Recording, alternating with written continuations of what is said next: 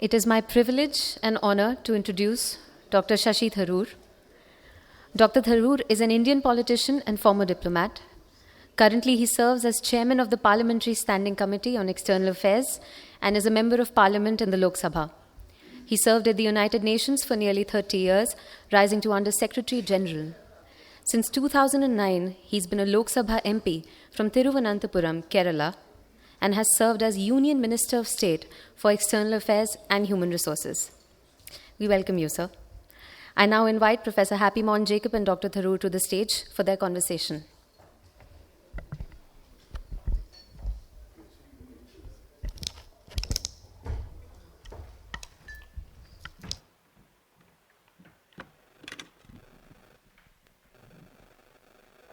Good afternoon, everybody, and I hope you can hear me. Good afternoon, everybody. Welcome to this conversation with Dr. Shashi Tharoor, eminent parliamentarian and an eminent author. He's many things rolled into one, but there is no better author turned politician turned diplomat than Dr. Shashi Tharoor. We are delighted to have you here, sir. He's going to talk to us about strategic autonomy in a complex, complicated world, in a, let's say, multi-aligned world, as it were. As you probably remember, 2 decades ago, Dr. Tharoor coined the term multi-alignment, and today, of course, increasingly we use the term strategic autonomy. I guess in your 10-minute remarks, you will probably talk about both multi-alignment and strategic autonomy. Clearly, there is a relationship between the two. One perhaps cannot exist without the other. So let's have you speak for 10 minutes, Dr. Tharoor, and then we'll get to this conversation.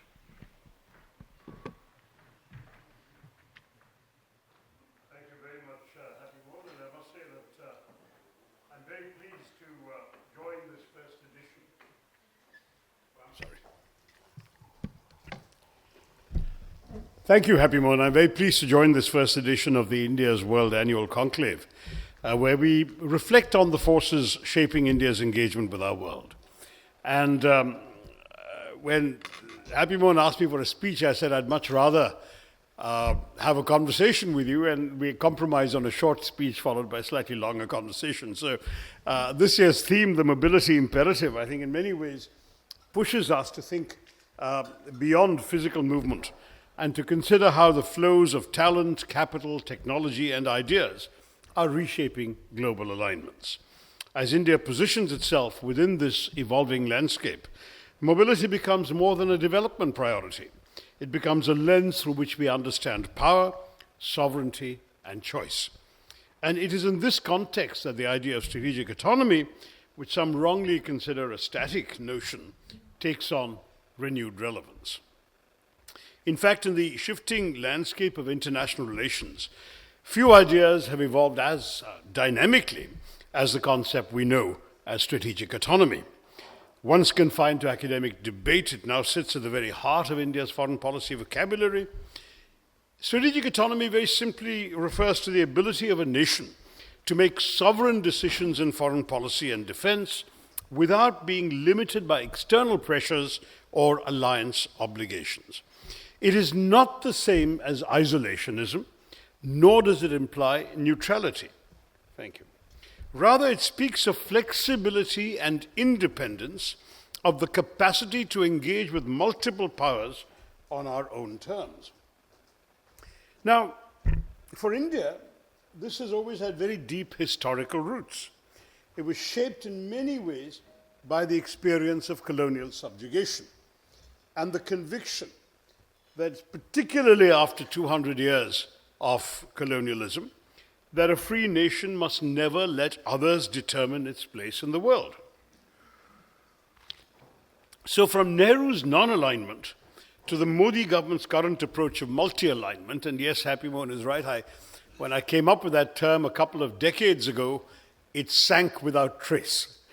I had tried to use it at a conference of our ambassadors during my brief stint as a minister, and was met by almost universal disapproval and condemnation of this solecism. But my argument was very simple. I had floated the idea earlier at the University of California in a lecture, in which I argue that international relations had long since abandoned the Cold World binary of the Cold War binary of the earlier era, and that we were now in a world that resembled much more the internet, the world of the World Wide Web, where we were connected to each other in a networked way, where I might be connected to him for some particular issues and purposes, he might be connected to him, but I may not be connected to him, and he may see no particular merit in being connected to me.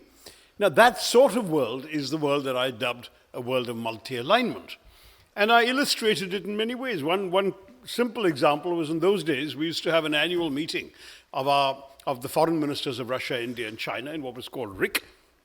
Then we would add the Chinese and the South Africans, we would add the Brazilians and the South Africans, and we'd get BRICS.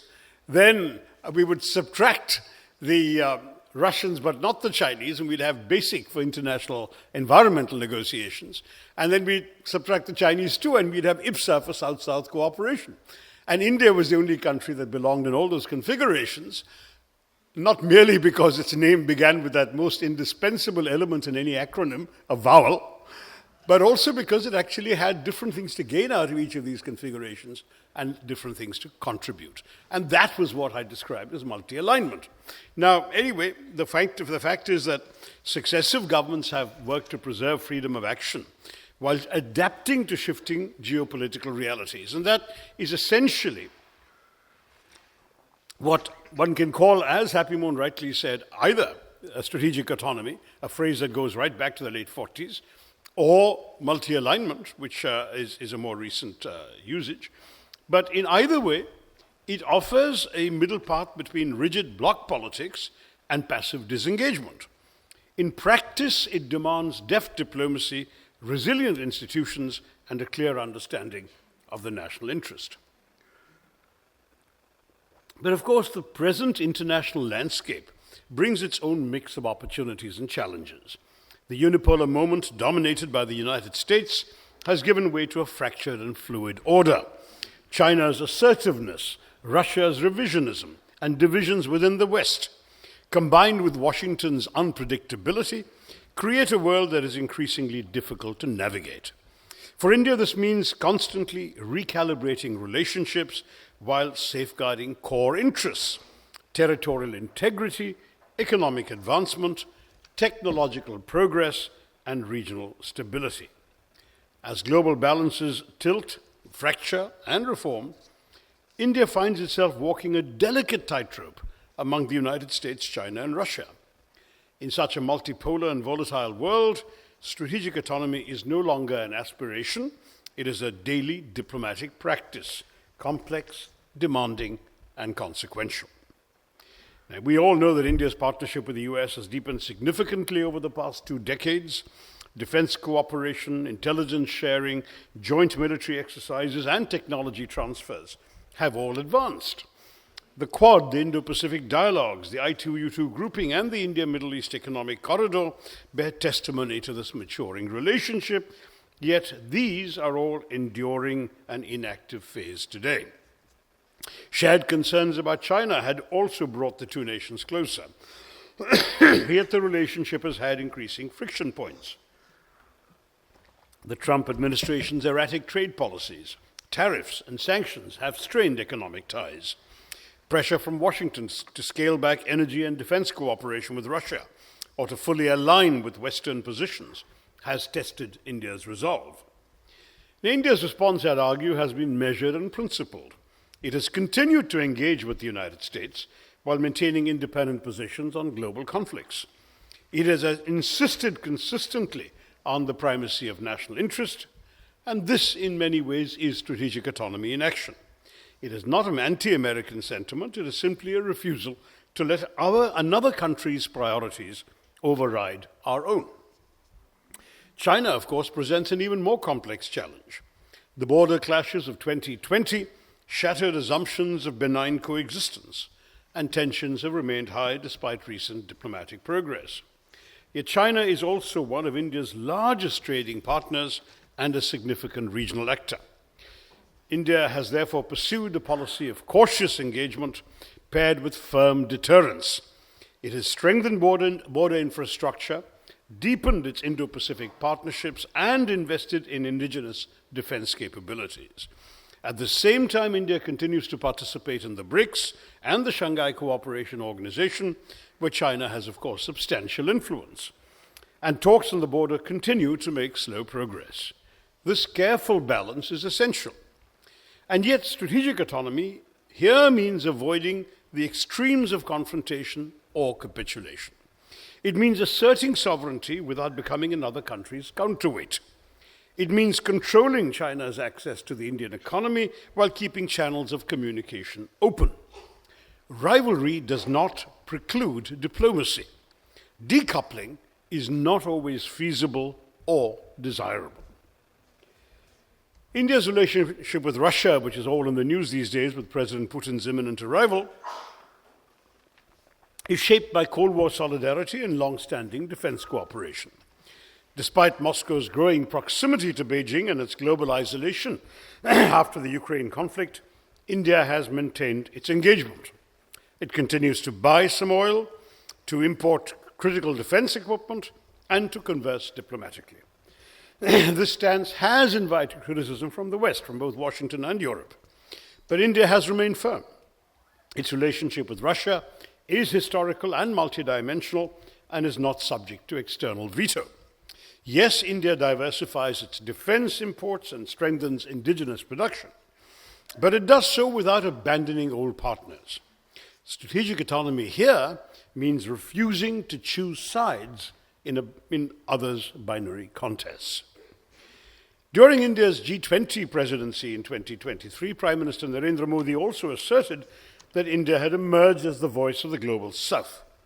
He described India's democracy as a bouquet of hope, strengthened by its multicultural and multilingual character.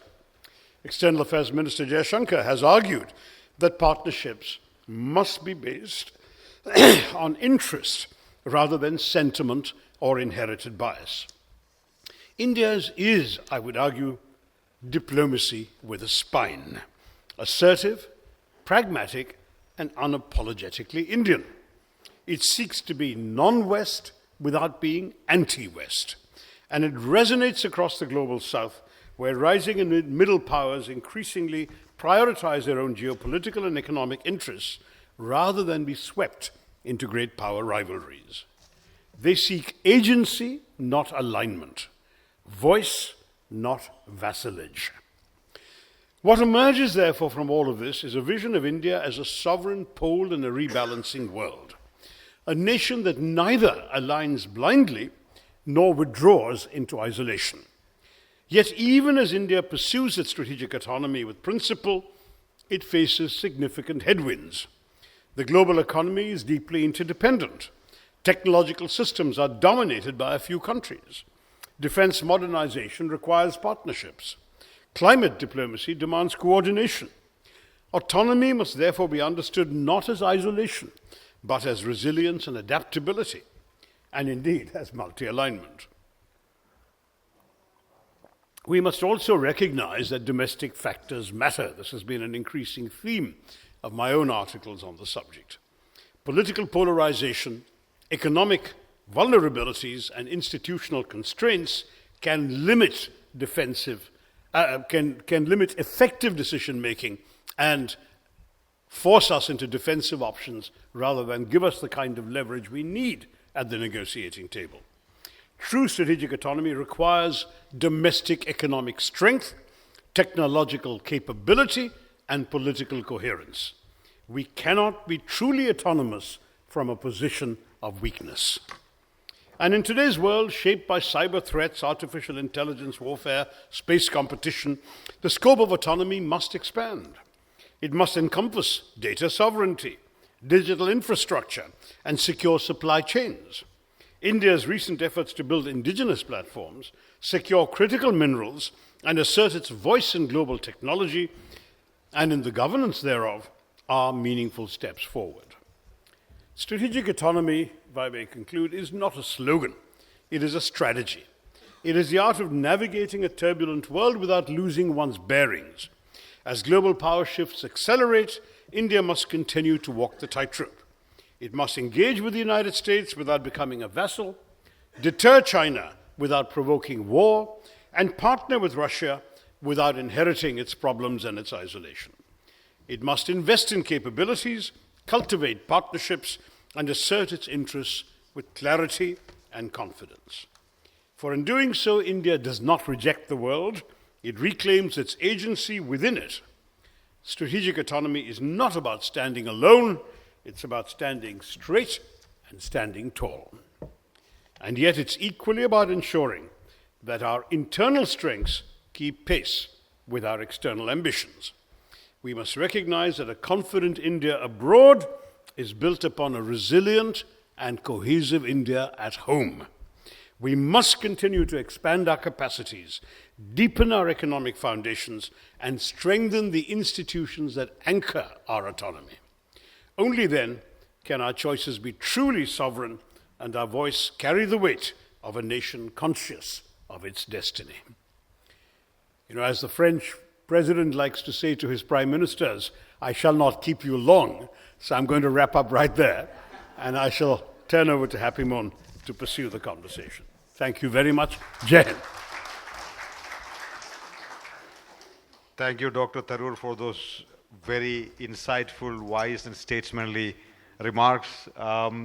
You said right in the beginning that there was a certain amount of, let's say, universal disapproval. That's what you said when you 2 decades ago spoke about multi-alignment. I think you should be happy today because the world is becoming multi-aligned. You look around and everyone wants to be multi-aligned from Russia to the United States. In fact, that is also my question in some ways. It appears to me that multi-alignment works well or better when not everyone else is multi-aligned around you. If the world is multi-aligned around you, then multi-alignment loses in some ways its effectiveness. If a multi-aligned world does not see you as the partner, it sees you as one of the partners. So would you then concede or disagree with the argument that multi-alignment is a peacetime strategy? In crisis times, it sort of loses its effectiveness. Those are two different questions. On the first part of your question, which is whether in a world where everybody is multi-aligned, you gain anything by being multi-aligned, the answer is yes, you do, for two reasons. Number one, that's the way the world works. It really, the internet metaphor, stick with it, because we are in a world where we're all connected if we want it to be, and the question is, will people choose to be connected to us? And that's where the second part comes in, because surely the objective, and this is why I keep talking about our domestic strength and capabilities, is precisely that we should be a desirable partner for all. And therefore, more and more should reach out to us. Just as none of us can use the internet without somehow or the other transiting through American networks. We want to be in a multi-aligned world where all the other poles wish to be connected to us to a greater or lesser degree. And I think for that, we have to be a significant player, both in terms of our domestic capabilities, which should attract interest, and in terms of our ability, it seems to me, to wield influence on the global stage. I've been saying for some years now, certainly beginning with Pax Indica, my book in 2012, that we have so much to contribute in every field from cyberspace to outer space when it comes to international cooperation, international negotiations. We have been surprisingly diffident in putting forward our credentials as a voice in all of these global issues.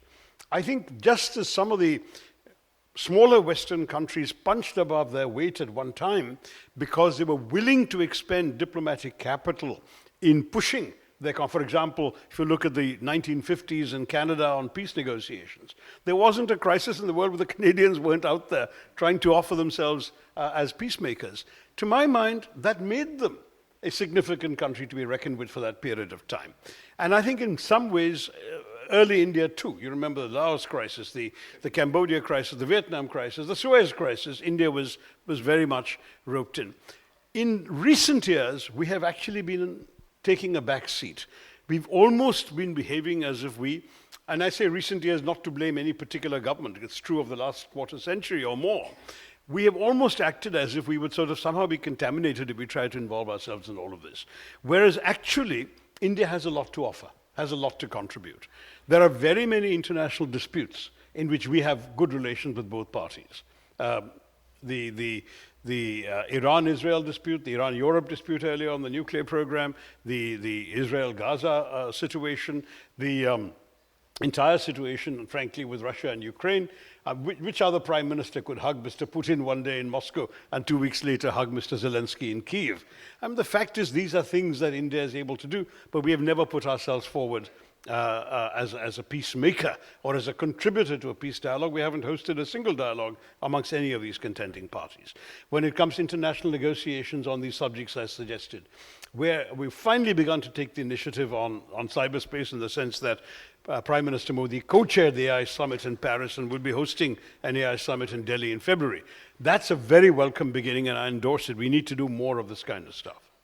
No, I think I totally get it that at a certain level, let's say at the primary level, India would need to have multiple partners. India is too big a country to be aligned to one country or the other.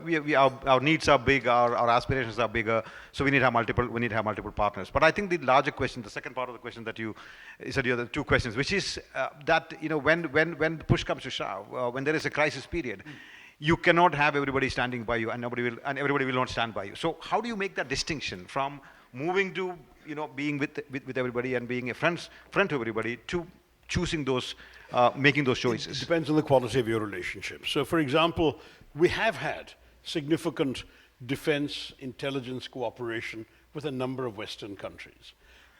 It is said, and a lot of this stays under the radar, that a lot of this has actually been useful to us during moments of crisis. There's an example of a strategically autonomous player that nonetheless has been able to extract useful information which it needed during some of its recent challenges. When it comes to something like I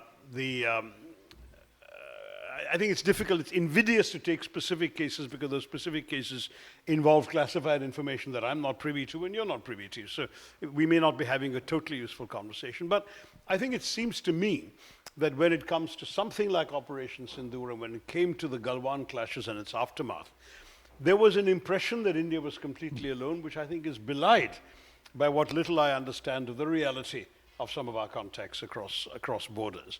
So my gut feeling on this is, if the quality of our relationships has actually been substantively developed during the peacetime period, as you called, that will show its value during crises. It may not be in an open alliance, it may not be, and we don't, as you know, historically we don't seek open alliances anyway, but it may be in useful elements that can stand us in good stead in moments of crisis. In your remarks, you very, very interestingly sort of tried breaking down the concept of strategic autonomy, or multi-alignment for that matter. There's no point in being multi-aligned for the sake of being multi-aligned. There has to be a certain objective to being multi-aligned. How do you make that practical determination as to what kind of partnerships should India have at a certain point of time, moving from the theory of it to the practice of it, the praxis of it, as it were? Well, this is a question I wish the government to begin with would answer. I have been one of those who's been for 15 years saying we need a publicly proclaimed national security strategy. Every country has it. Even the Pakistanis have issued a national security strategy document. But India, as usual, we have and I know there are some distinguished bureaucrats and diplomats in this room, but we seem to have a chronic diplomatic and bureaucratic allergy to tying our hands with any documents, any laws, any international conventions. You've been minister, so you should tell us something why. Well, there is, I think, the feeling that we'd like to, that we benefit more from ad hocery than I believe we do. There is an ingrained cultural feeling that, for example, I mean, to take a totally different subject, nothing to do with what we're talking about, I had advocated for some time that India should sign the International Convention and Protocol on Refugees, saying that, we are a democracy, we should live up to the standards that the world expects of democracies in treating people. And in fact, in practice, civilizationally, we have been a home for refugees for 3,000 years. So why shouldn't we actually implement that? The pushback is extremely strong. There isn't a home minister in either the UPA government or the NDA government that's willing to even contemplate this option. I took one step further and introduced a draft private member's bill. But they say they don't want their hands to be tied. They would like to have the freedom to decide which refugees they want to accept and which ones they don't.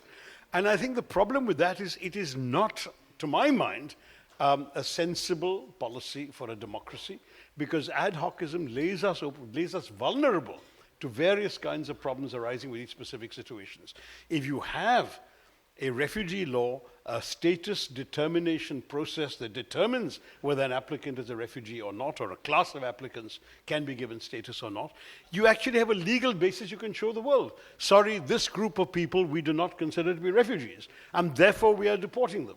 Right now, the ad hocism makes us look very often anything but the kind of democracy that we like to see ourselves as being regarded as in the world. So that's one example.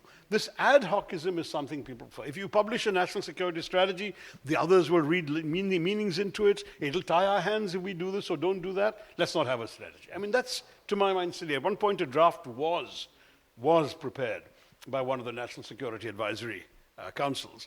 It never saw the light of day.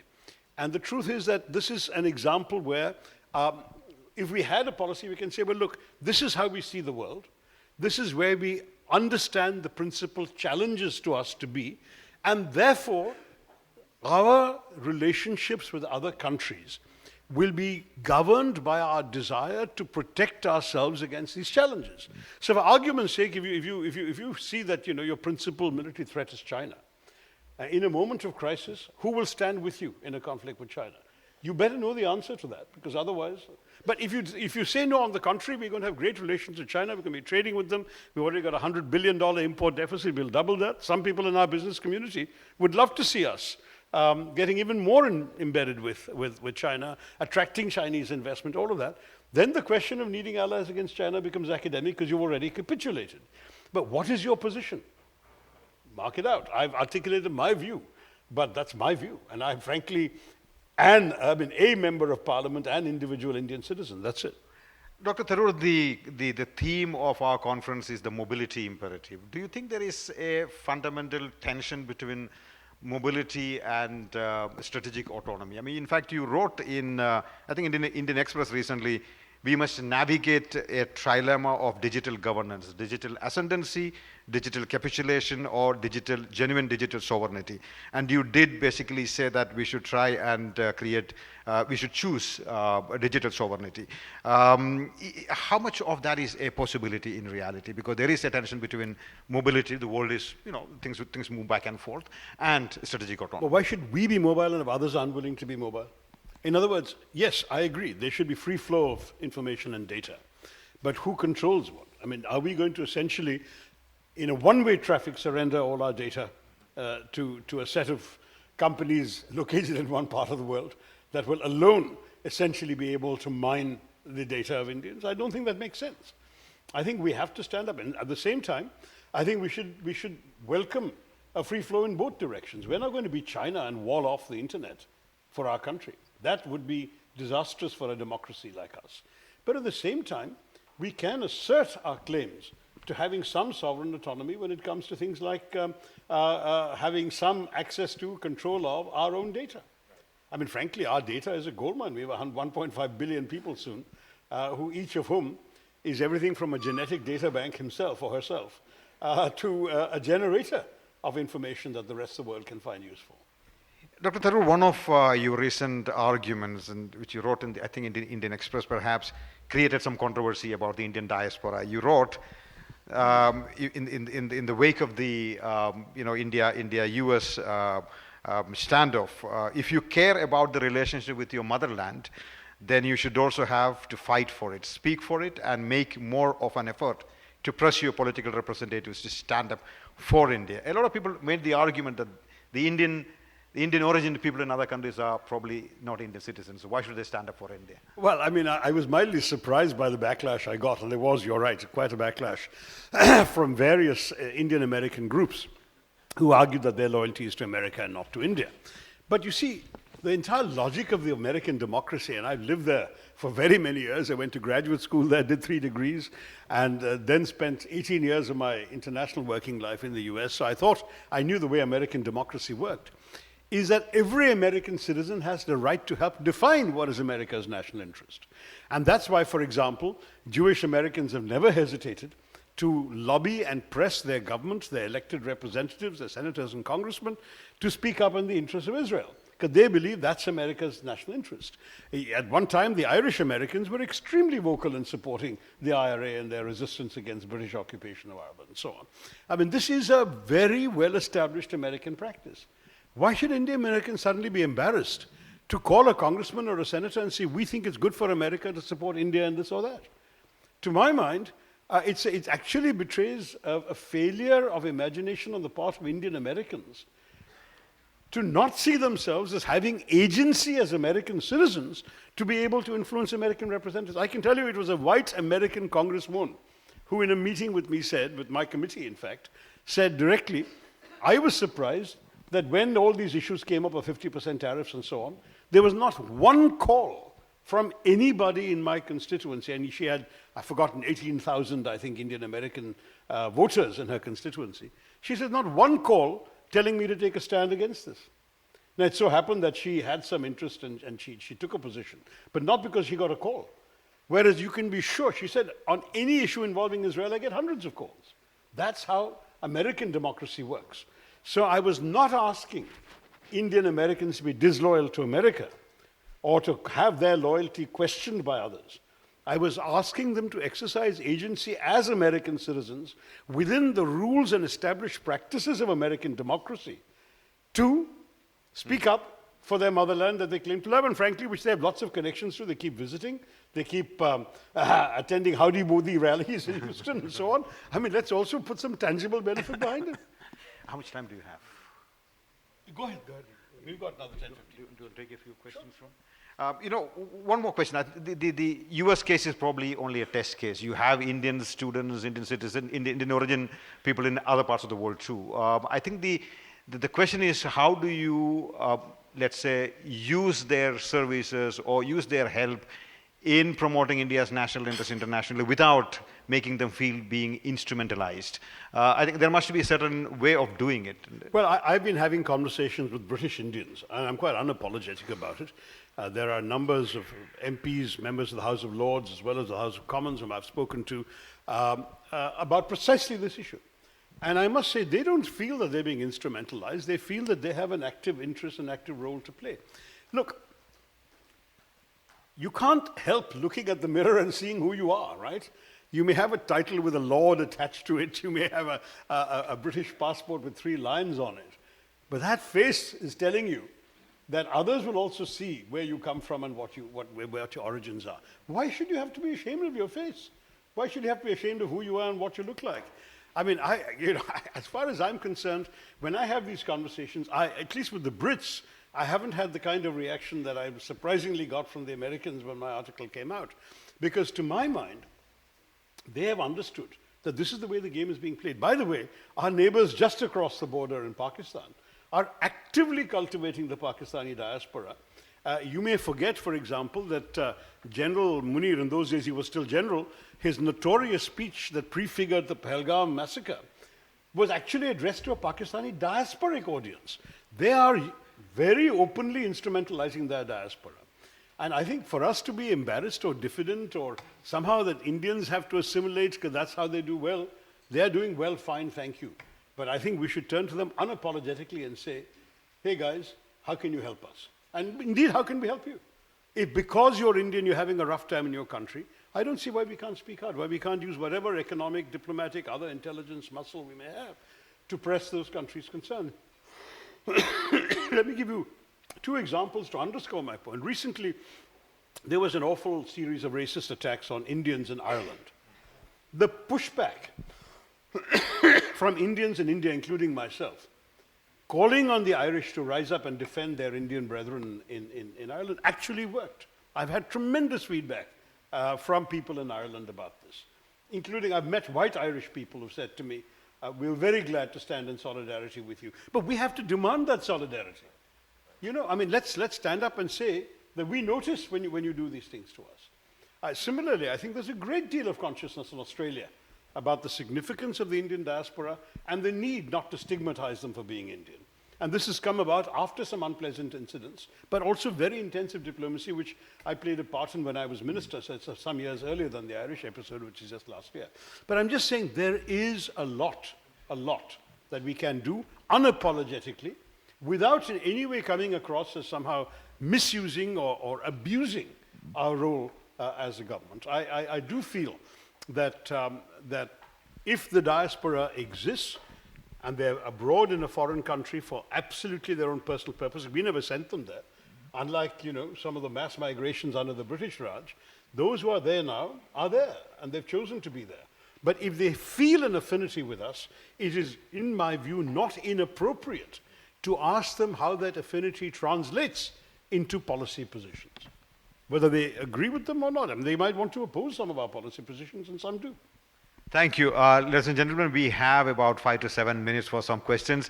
I will take 4 or 5 questions, and please keep your questions short, sharp, and with a question mark at the end. We'll start with Ambassador Mohan Kumar, and then we'll come to Dr. Iruday Rajan, and we have one of the winners of our national essay competition right there. So 3 questions to start with, please.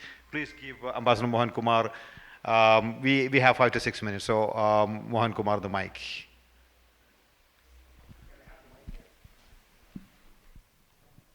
So thank you very much, sir. As always, fascinating. I just wanted to pick your brains, taking advantage of the fact that you've lived a long time in the US.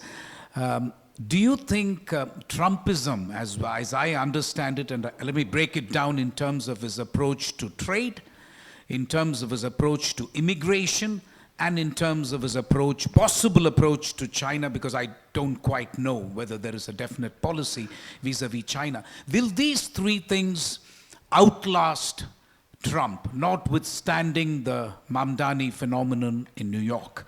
And that would be interesting for somebody who's interested in looking at the relationship US-India from a medium long-term perspective.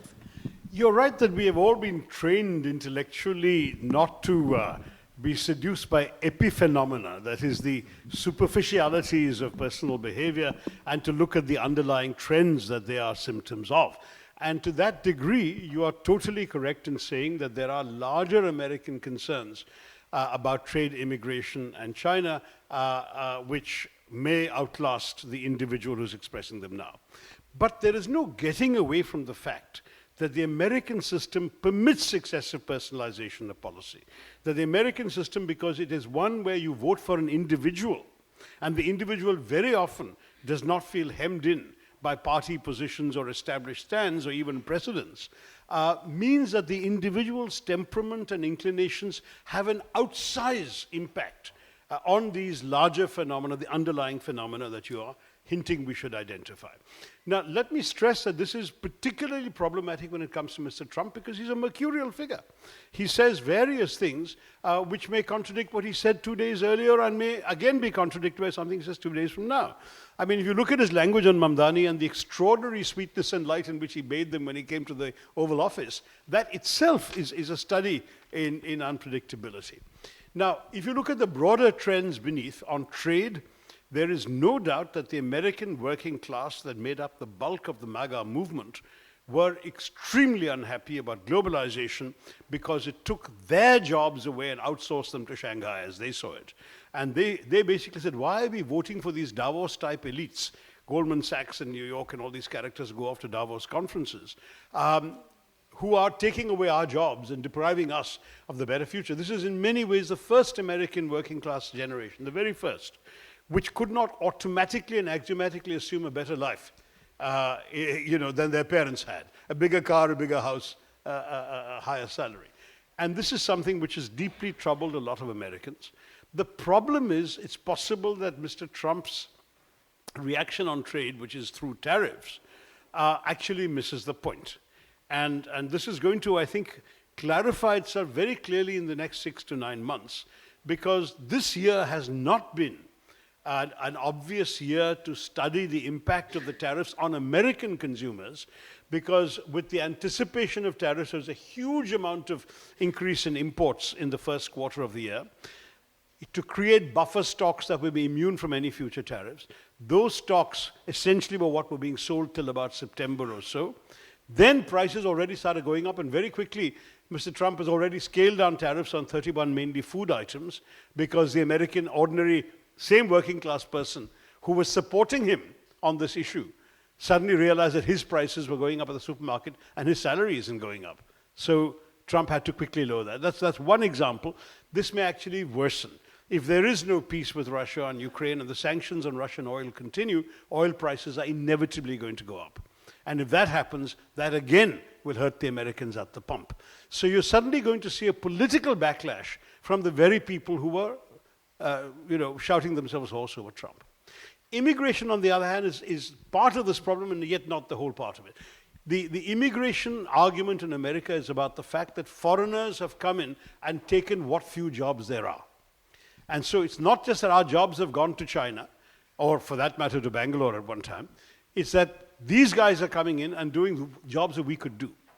And here, for example, the H-1B visa issue, I think is a fairly fundamental debate going on in America between those who see the usefulness of getting Indian graduates in the STEM subjects on the cheap, for example, versus those who say that there are now American graduates coming up competing for those jobs and losing them to these Indians. And therefore this emphasis on high-skilled immigration only, for example, that may be something that could outlast Trump, though the debate is not finally settled yet. On China, finally, Trump's problem is somewhat unusual because the entire Republican foreign policy establishment, including the track records of many of the players in his administration, such as Rubio, have been actually very hostile to China. And therefore, it may be wise not to read too much into Trump's tweeting of G2 and so on, though at the moment, that is something we ought to be very concerned about. Because one of the things that we realized in the G2 conversation in Busan is that China demonstrated to the world the leverage it had over America on rare earths and many other areas. We have no comparable leverage with either the US or with China. So we have to understand what cards we have and we don't hold and what cards others hold. So that's been very useful for us. But whether the China policy of the Trump administration is going to continue along that path of G2, whether Mr. Xi Jinping is himself going to be seduced sufficiently by that, or whether there will be a continued divergence remains to be seen. If I had to bet, I think the odds are more 51 towards more divergence between US and China, and only 49 towards more convergence. But I could be wrong. We'll take the next two questions, and very quickly, Anushka and Dr. Hriday Rajan. Very quickly, please. We cannot take any more questions because the next panel is waiting. Where's the mic? I think there's... So the audience can hear you too, Professor. Thank you. I think excellent to have you here. And we were talking about the immigration bill for quite some time. You know that immigration bill, migration policy. I think hold it a little higher. We are talking about migration policy, immigration bill for quite some time. You know that. And now there is a proposal to table in the coming parliament session on the immigration bill. What are the chances it will be tabled, and what do you think it will create any viable policy for both skilled and unskilled migration, or any pathways? We'll take the next one. Sure, okay. Anushka, give the mic to her, please.